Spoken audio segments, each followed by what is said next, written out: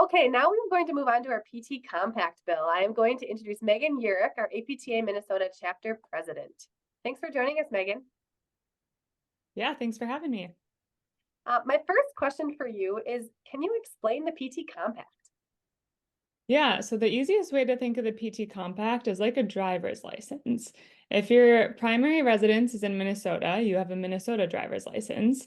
And with this driver's license, you can drive on Minnesota roads, but you could also cross the border and drive on Wisconsin roads, or really any other state in the US. That being said, when you're driving in Minnesota, you have to follow the rules of the road there.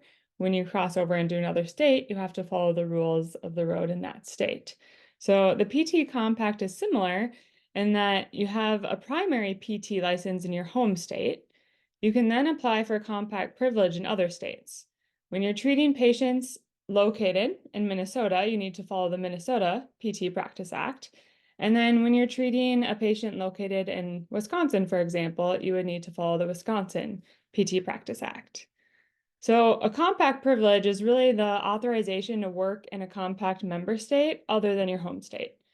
To be eligible for compact privilege, you have to hold an active PT or PTA license in your home state and meet other eligibility criteria, such as not having any disciplinary action for your license in the last 2 years.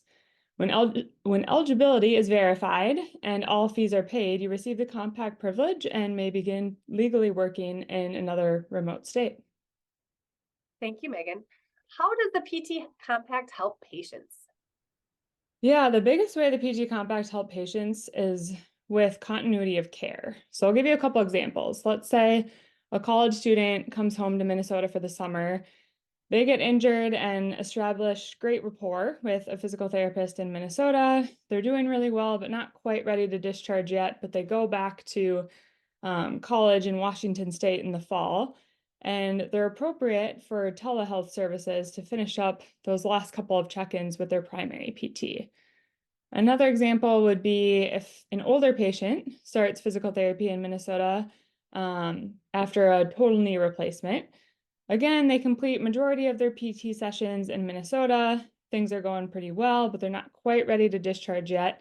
They snowbird to Arizona for the winter, and they don't really want to start a whole new plan of care at a new facility with a new PT or PTA down in Arizona, so they can check in with their primary PT or PTA from Arizona, but the PT or PTA is located in Minnesota. Again, there are certain cases here where it's appropriate for those telehealth services to really help with that continuity of care for the patient. Wonderful. Thank you, Megan.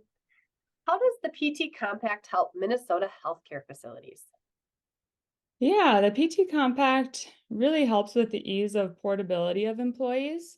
There's so many healthcare companies in Minnesota that are near state borders where they have facilities in two different states. For example, several companies in the Twin Cities also have facilities in Wisconsin. So if PTs and PTAs who work for these companies have their primary license in Minnesota and a compact privilege in Wisconsin, this allows for easier movement for meeting staffing needs. And honestly, this ends up helping patients too, because access for patients is improved if appropriate staffing levels can be maintained at all healthcare facilities. Thank you. And my last question for you, Megan, how does the PT Compact help PTs in Minnesota?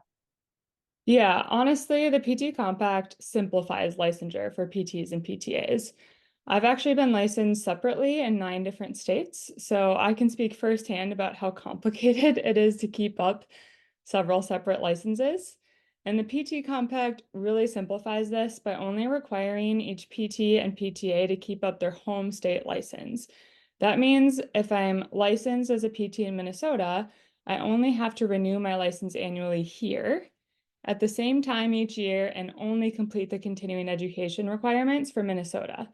Any other states that have compact privilege in will renew at the same time I renew my Minnesota license, as long as I pay their fees, which are a lot less expensive than a standard licensure fee. So it just simplifies the whole process. The other way that the PT Compact can be beneficial for PTs and PTAs is for those who are military spouses requiring frequent relocation, or for any PTs and PTAs that are interested in doing traveling physical therapy. Eligible PTs and PTAs can obtain compact privileges within minutes of purchase instead of needing to wait sometimes months for the entire licensure process. That being said, most states do require a successful completion of its jurisprudence exam prior to purchasing compact privilege, which may impact the time needed to complete this process. Thank you, Megan. Yeah.